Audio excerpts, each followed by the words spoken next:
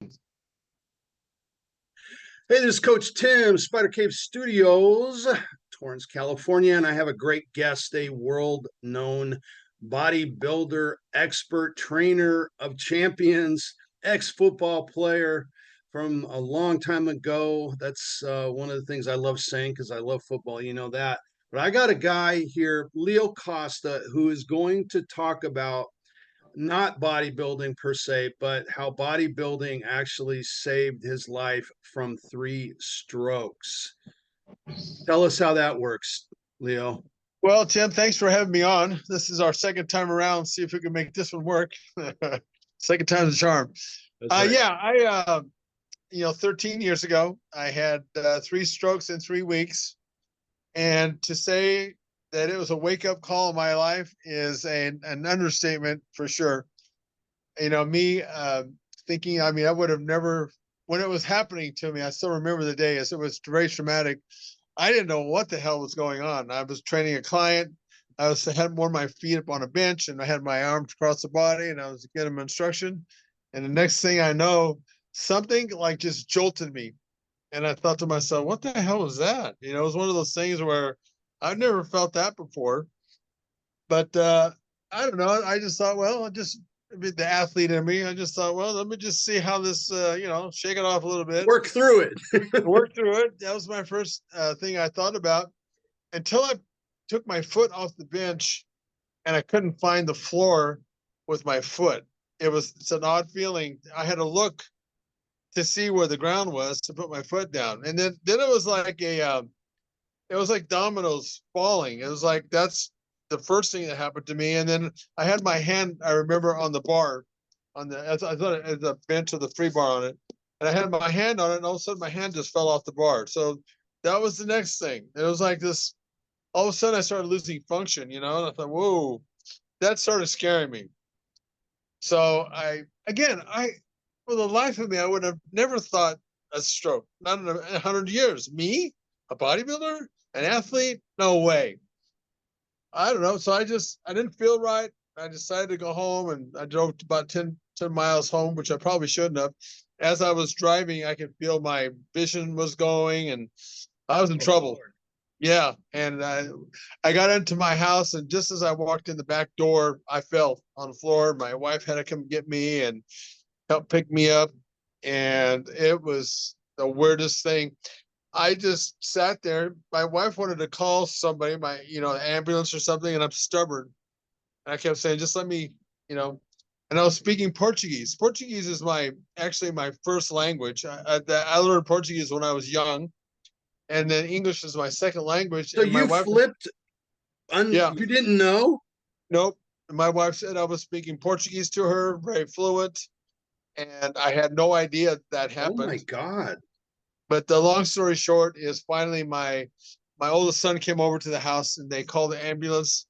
Fortunately, because I just kept telling him, just let me be. Let me just get over this, And they called the ambulance. Fortunately, I got to the hospital within 4 hours, because that's a window for people who have stroke out there. If it ever happens to you, that's a window, because before 4 hours, they can still do things like a TPA. It's a clot busting medication, which I was able to take, and it just gives you a much better chance to recover, basically. So I got there, and that's when they ran all these tests on me, and they said, yeah, you've had 2 strokes back to back.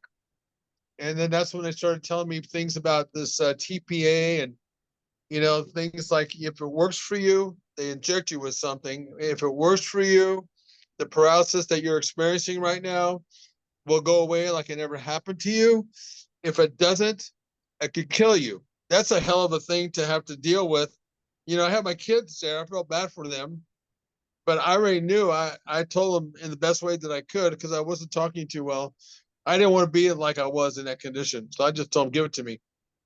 I guess what happens is, because they asked me, have you had like a pulled muscle or anything like that? Because I guess when you pull a muscle, a certain amount of bleeding happens. And they said that's how that could possibly kill you, because you bleed out. So there's a chance there. And I took a chance, and lo and behold, In 2, 3 days, I was in the hospital. I was like, it never happened. It was weird. Never happened. I went home on the fourth day, and the doctors told me, they said, look, we don't really know exactly why this happened to you. Your tests that we took on you, or it doesn't really indicate anything, which was almost worse news in a way. It's like, really? What am I supposed to do with that diagnosis or prognosis or whatever you're giving me? Right. Right. It's like you don't know how it happened, and so there's where my journey began. I just the first thing that I had to do was I had to learn everything that I could about stroke. That was my enemy.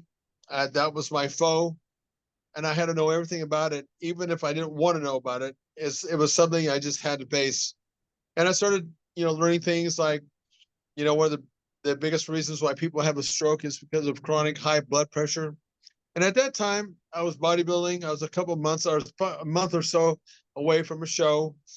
And look, when bodybuilding is an extreme sport, we all know that, and we're at risk for stuff like this potentially. I was heavier, more muscle, but that puts more stress on your body. I'm older. I was 53, I think, then at that point. So I'm older. I'm older. I'm heavier. I'm training like a wild man. I was really into it. I was, but all that stuff probably has something to do with the fact that I was living my life in extreme behavior. So it could have had something to do with it. I'm not going to deny that. But I think, well, anyway, so, I learned about stroke.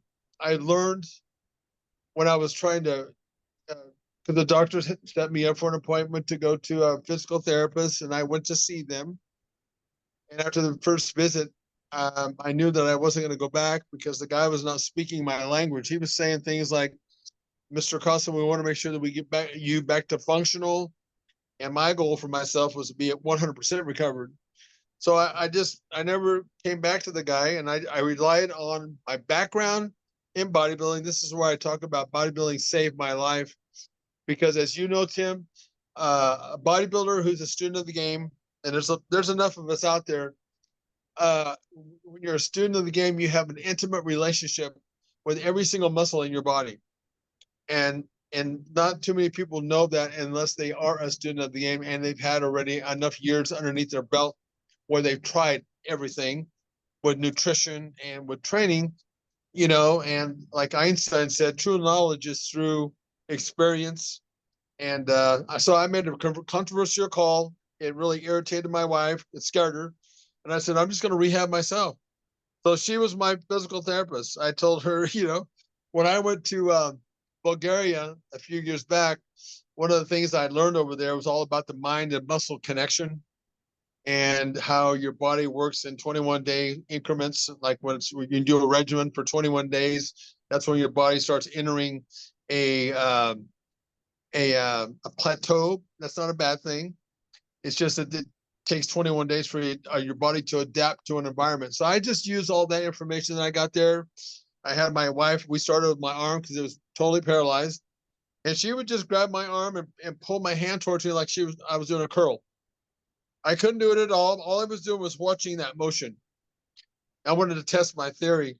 And no kidding, around 21 days of her doing that with me every morning, all of a sudden, it's like I knew that my mind was going to connect to that muscle, and sure as hell did.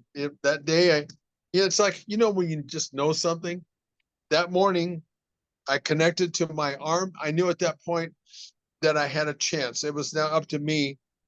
What was I dedicated to be willing to do to get myself back? And I can assure you something.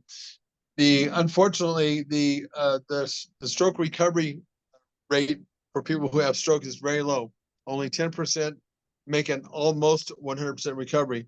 And you think about that, that's horrifying because 90% of other people are left to be taken care of by somebody else for the rest of their lives. It's a really bad outcome, a bad recovery. But I knew at that point when I connected, my body was working like it was supposed to. That's the way the physiology works. My mind connected to the muscle. So if it wasn't for the information and knowledge that I had as a bodybuilder, knowledge I got from Bulgaria, I applied it to my, my goal obviously changed in that I couldn't train like a bodybuilder because I was paralyzed, but I could still do certain movements if I had help to get me going. And that's exactly what I did. So bodybuilding has saved me in a lot of ways. And, one of the things that bodybuilding does do, it forces you to do, if you're in it all the way like I was, it forces you to develop discipline, daily habits, discipline that turns into lifestyle rituals. It just does that. And I got to tell you, when I went on the road, because I was curious as to why the recovery rate for people was so bad, I wanted to see and see what was going on out there. And what I realized is I was talking to all these stroke survivor support groups. So I was talking to people that have strokes. I would tell you that a large percentage of these people gave up because it's the kind of thing that beats you down on a daily basis. One day I remember I could maybe do 2 or 3 reps only. The next day, if I tried to do that same movement, I couldn't do it at all. I mean, it messes with your mind that way. But bodybuilding, because we know that bodybuilding is a marathon, not a sprint, I was in for the long haul. So that's why, there's one of the reasons why people didn't make a better recovery, along with insurance companies cutting people off too soon. They tell people, okay, that's enough. We can't allow any more visits with your physical therapist, but get your doctor to write you a script, and then you go and do it on your own. That's a joke. It's a big joke. It's hard enough for people who are healthy to go into a gym by themselves and work out, Well, let alone. am I too far off? I mean, you kind of said it, but really, I know how we met is buying years ago, buying into your stuff you brought back from Bulgaria. That's how I know you originally. And what I always loved about your manuals, and this was for bodybuilding, is like there's little like knobs, right, that you're messing with, and if you will. And the longer I got to know the discipline myself and know you, I realized that's okay. What does this knob do? What does this knob do? And that's what an athlete does. I mean, I know as a football player way 100 million years ago with leather helmets, that's what I did. What if I did this? What if I did? And then I could see how you go from football into bodybuilding and you just lop onto it because you're all over these knobs. So it's a no-brainer when you have the stroke that's where you're going to go. If Yeah, okay, I'll just go with what I was trained to do. It's just another athletic event.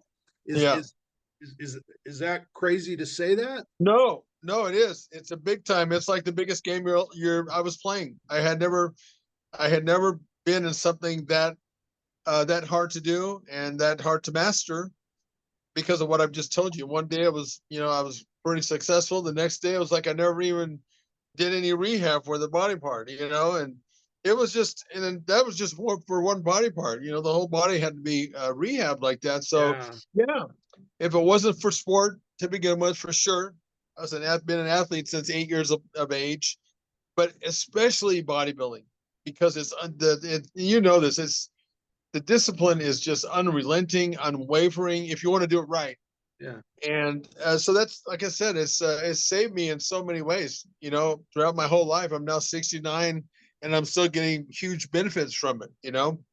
And you're jacked. And like I said in one of my posts, the only difference between me now at 69, because I'm at my high school body weight. I've been messing around with dieting, and I'm still playing around with those dials. So I'm like in my own head.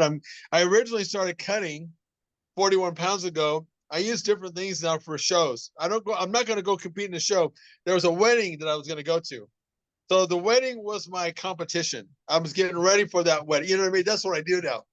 But anyway, it's like now, 69 years of age, my high school body weight was around 200 pounds, 195 to 200.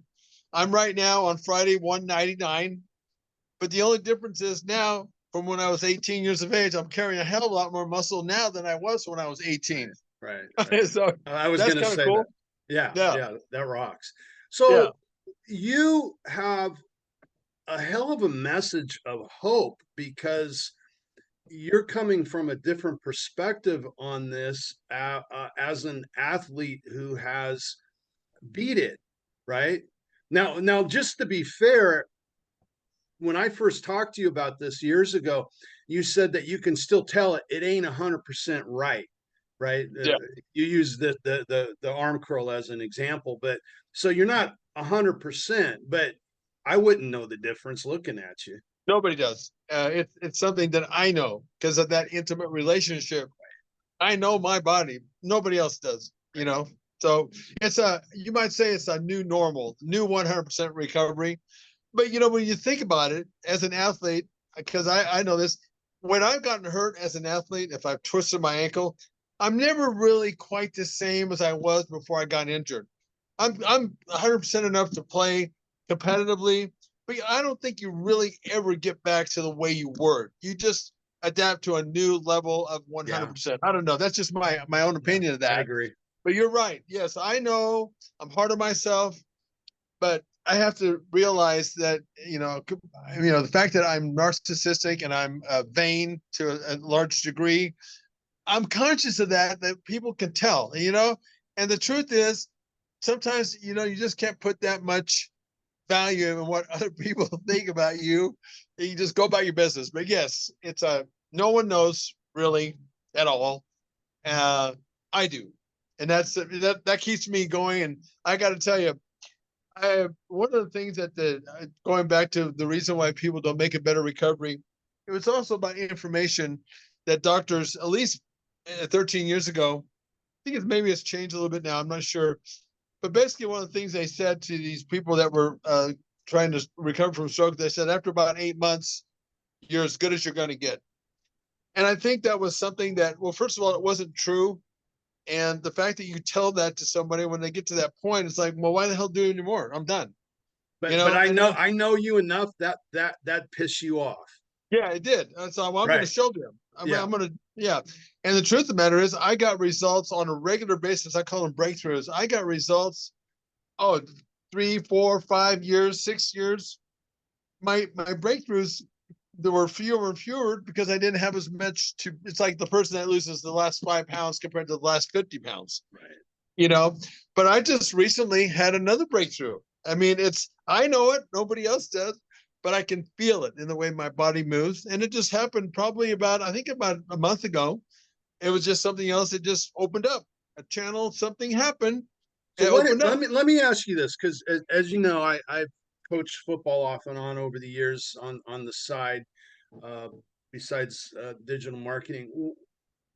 One of the things that I've gotten really cognizant of is small wins, right? And celebrating small wins. I learned Right, that from Jim Morris the first time I heard that. We celebrate small wins. right. And so what do you do when you have that sort of breakthrough? Do you think special? Is there a routine that you want to celebrate with?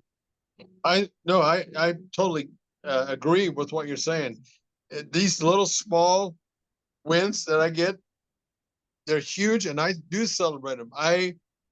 For 24 hours, it's like this is a big deal, See, and yeah. I tell people that because I work with stroke people here at the gym, and I tell them that the small wins are huge for you. You're not comparing an apple to an apple, but even so, you should celebrate the small wins because they end up becoming big wins down the road. If you combine them all up, they turn into a huge win. Right. But yeah, I celebrate that thing, and every time I get it, I got to tell you, it almost brings me to tears. To be quite honest with you, because it's that it's that traumatic in a way, Yeah. Yeah. in a good way. Um, but yeah, one of the other things, Tim, too, talking about that mindset, I always make sure that the people that I'm working with in here, I get them out of victim mode right away. You're not a victim. I'm not going to treat you like a victim. I'm going to treat you like an athlete because too many That's people awesome. feel sorry for themselves. Yep. Oh, poor me. No, I changed that narrative. You're not a victim now anymore in here. I don't care if you're impaired. You're not a victim. Okay. We're going to treat you differently. And people, I think they respond really well to that, you know. But I got to tell you something. You know, the 3 strokes really woke me up uh, because of the fact that I did I wanted to find out how I can help people get a better outcome. And this is kind of where I'm at today now. I talk about stated goals are all temporary. They change on a regular basis. You'll never have one stated goal, I don't think, that you'll make that lasts for the rest of your life. So you got to get used to developing new stated goals based on what your goal really is. That's uncomfortable for people because change is uncomfortable when you do that. I understand that. And this is where I talk about you have to learn how to be comfortable in uncomfortable situations. In other words, your goal is going to change. It did for me. My goal before that happened, before my strokes happened, at that point, even at the age of 53, I was a maniac about putting on as much muscle mass as humanly possible. That's just been my mindset. I like that look. I like getting big, but I had to change my goal. And this is where I'm at now. A chapter in my life was I changed my goal from wanting to put on as much muscle mass as humanly possible to making myself a promise that I would become as healthy as I possibly could. Healthy was the key word. I promised myself because I said, for a lot of years as an athlete, you abuse your body. We overtrain it. All of us do as athletes, and bodybuilding is especially sometimes, And I thought, my body actually, all things considered, it took care of me pretty well. I had this thing happen to me. So I'm gonna make a promise and take good care of it now and become very healthy for my body. I'm gonna give it a chance now, to heal itself. I thought it at least deserved that. That's the Yeah. goal that I made. Right. So I ended up, and again, I had a very good outcome with my recovery. So what I ended up doing is carving a pathway through all this, and basically I developed a step-by-step process with things that have been tried and tested in the trenches. And it's very specific for the person who is really serious about developing ultimate health. That's my key word now, ultimate health and well-being. Ultimate health and well-being to me means mind and body and mind. So I've created a pathway for people with a step-by-step that creates ultimate health. I can show them the way now because of all the stuff that I've learned in my 13 years getting over the stroke and just learning about how your body really can perform. Again, first-hand experience is very difficult to replace. I don't think there's anyone much better to tell them how to get over this and the steps than someone like me, who's been in the, who's had this happen not only one time but three. I really shouldn't be here, I guess, because doctors said I shouldn't. Having 3 in 3 weeks, pretty dramatic to overcome that. And then when the doctors are calling me a miracle and asking me, how did you recover? We want to know so we can tell our patients, that turned me on to that, turned me on to thinking, okay, maybe I can, here's my new calling. And I can do this now for people because 80% of strokes, for example, is preventable. 80%. It's hard to get people to understand. It's really frustrating. And I'm that way. We're all that way. Human nature, we don't really want to face up to this. Where we said, it's not going to happen to me. We're in denial a little bit. And we don't pay attention sometimes to the signs that your body is sending you. My body was, I'm sure, sending me signals that I was just overdoing it. I remember, now that I'm talking to you, I remember after workouts, I was so exhausted from the workout. I would have to sleep in my car for a couple of hours just to recover. That's just not normal, to do that over and over again. So anyway, again, getting back to where I'm at right now with my life and what I want to do and where I think I can be relevant is help people just become a better version of themselves and help them create ultimate health and well-being. I got to tell you something. When you look at what's going on in our country right now, we're a sick country, and it's based on stats. 75% of Americans have a chronic illness. 75. 61% of people in the United States have a risk factor. Risk factors are really key in whether or not how exposed you are to heart disease and to strokes and the things that happen like this. 61 have already one risk factor. 27% have multiple risk factors. It gets worse. And this is not a scare tactic. It's a reality check. When you look at our age groups between 2 and 19, our babies, our adolescents, 1 in 5 have obesity, which is a risk factor that leads to heart disease. 25% of people that are out there in the US will have a stroke in their lifetime. This is not a scare tactic. It's a reality. It happens every freaking year. My goal is to change that dynamic. 80% is preventable. Let's do that. Let's get ahead of our health. Why don't we take that path? So that's where I'm at now, to help people become better versions of themselves. It's a game changer, man. I know, because it changed my life.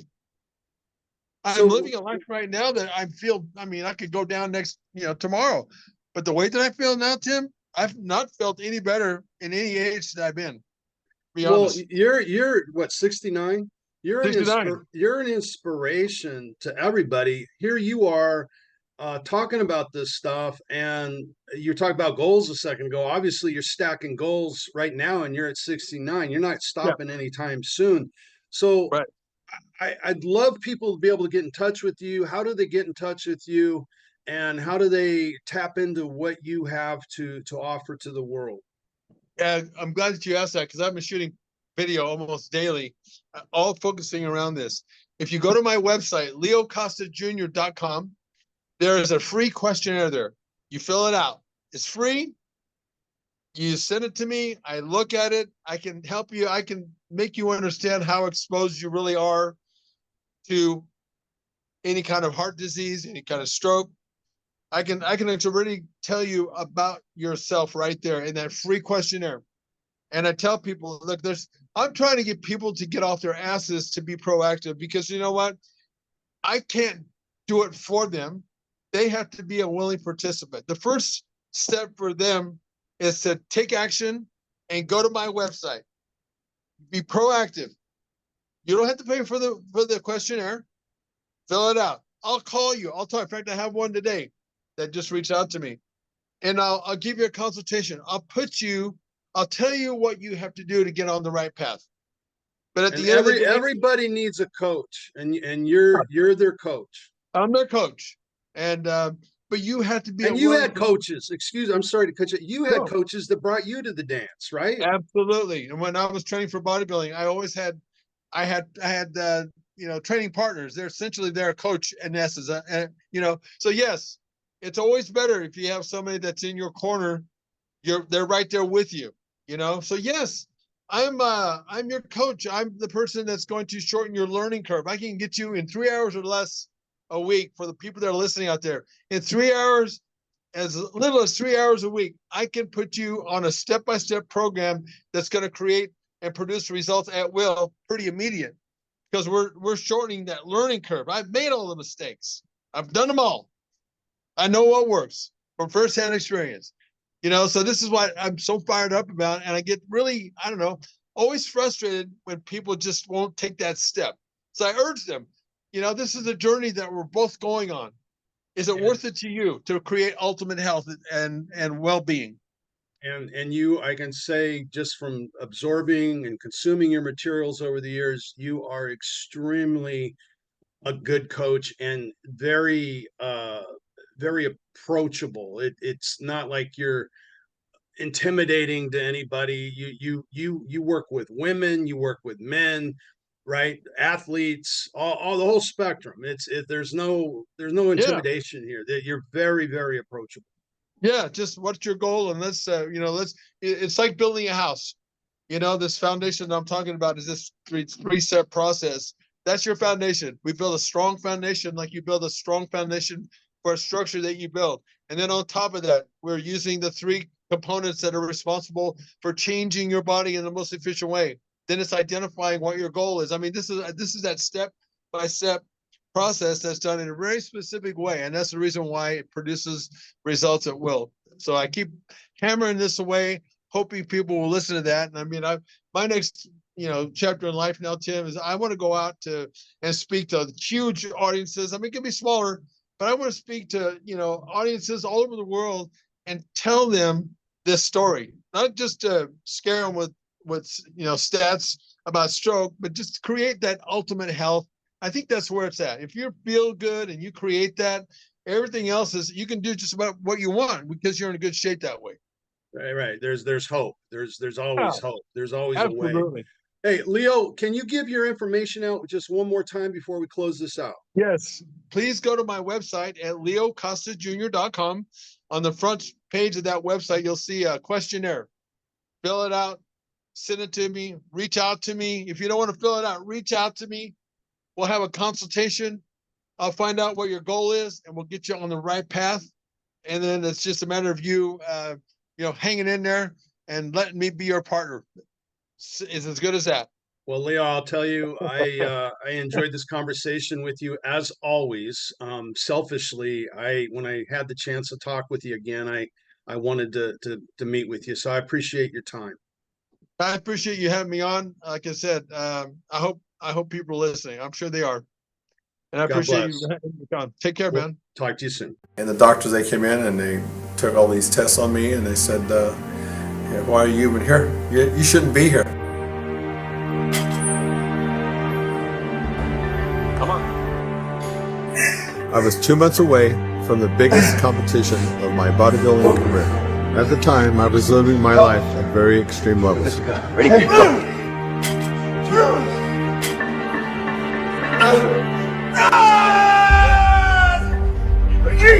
Yeah. That's your body, man.